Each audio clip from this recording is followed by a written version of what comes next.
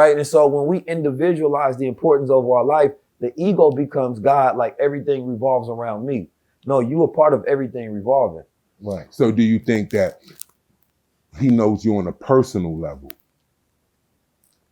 I believe that you are the person that knows self. Like, no, the supreme power that you were speaking about, does he know 19 keys on a personal level, or does he just know us all as one person, as you said, because he doesn't personalize? Well, I think it's both, but I can't speak for God because I'm not him. All right. Are you familiar with the scripture that says that all things work for the will of the Lord? Yes. All right, how would you see that? Being it's the same way I just explained it. It's all our cycles. Yeah. Mm-hmm. So you know with that, going back, where would our decision-making process come in at?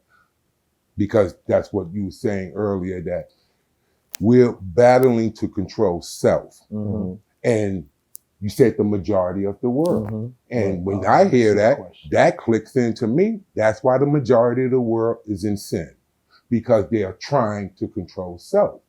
According to the scripture, that's the mistake. You are supposed to let the Lord control you. Mm-hmm. We was talking earlier about we all have purposes. Mm-hmm. You know what I'm saying? And we all have our own ideology, how we see it. But, you know, this is a barbershop conversation. I'm going to talk mine. Mm-hmm. You know, now, going back to the scriptures, it says that you were saying that we all have our purpose. Right. What is that purpose? And everybody's sitting here trying to figure out the purpose. But then you're trying to figure out your own individual purpose. And that is not what your purpose is. Your purpose was to be a vessel. And that's obvious. Right. You know what I'm saying? This here is a vessel for the spiritual body. Your physical body is a vessel for the spirit. And the spirit is the God that you're talking about that we're connected to. So when we try to have self-control, the scripture says you will not have self-control because you were created. So what happens is when you fight for the self-control, you're going to be controlled by one of the other. It says that you will be controlled by Satan or you will be controlled by God. Right. But you will never have the full control.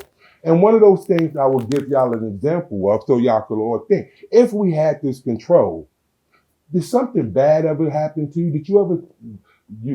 Have you ever made a decision that you wanted to do something bad happened? Multiple times. Why didn't you control it to make it not happen? I don't know.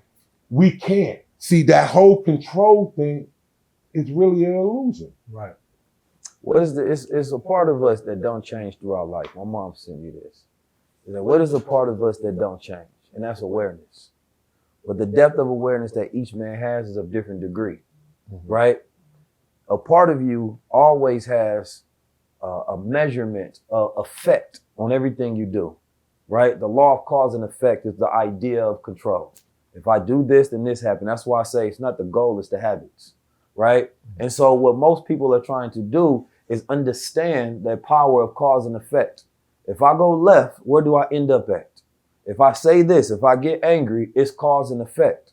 So the idea of self-control is understanding what is the effect of everything that I do, right? The decisions that I make on a daily basis. And can I make good decisions so that the effect of all of my causes are good, right? And so the human experience that we go through, the motions, like it was, I went to Shinnecock Nation and I was talking with one of the chiefs over there. They wanted me to come over there and talk to the people.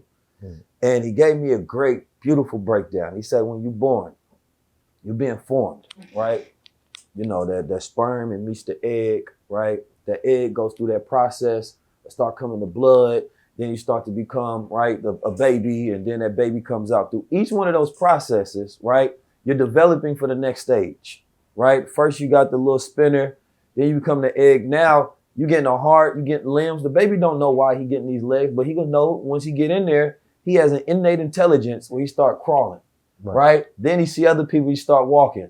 So you're developing, but what happens when you're born, right? When you're born, what are you being developed and what are you being led to? What is that next stage? It's not flesh anymore. You already went through that full development of flesh, right? So he gave a breakdown. He said this OG told him, he told me I need to become a lawyer. And he was like, a lawyer? He like, you know, we sovereign. Why would I need to do that? Right. He was like, no, it's a spiritual lawyer. You understand me? You have to understand the laws of the universe, right? And so as we develop in this world, it's no longer a physical thing that we go through, but we look at it as flesh, right? We look at it as avatar.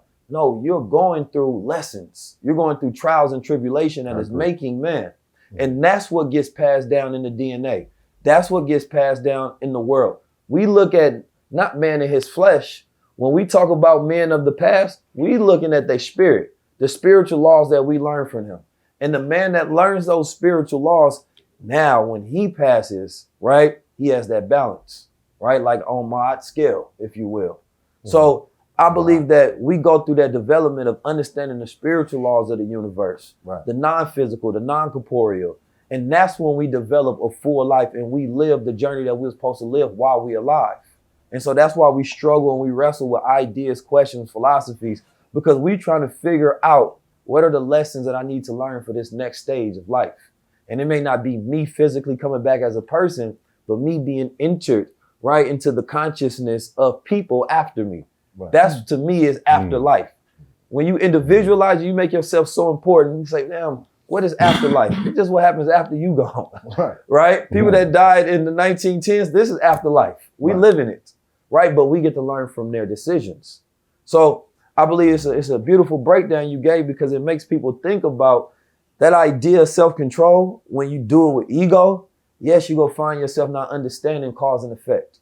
But when you really break it down, what was that law that created that effect that you live, that you probably didn't understand? It was invisible, subconscious, it was unconscious. But God already has laws because the way his universe works. And man don't understand them. Yeah, I agree with that totally. Oh, shit. You got to clap to put closure to this clap. It's all right, cool. It's time to move on, all right? Now, we're going to take a break, but, you know, this, you know, intelligence is attractive to me. You know what I mean? And we want to find out how attractive that is. Here we go. To the ladies. To the ladies. It's hot for trapper turn smack rapper. Only smack rapper that you know is smack rappers. Got bars I can hang with the backpackers. Trap star, I don't hang with the backpackers. I'm in the hood with the work you heard. Making fiends leave earth you heard. Got your baby mama thirst you heard. Feel the flow, nigga, throw it in reverse. Just the wave you need to surf you heard.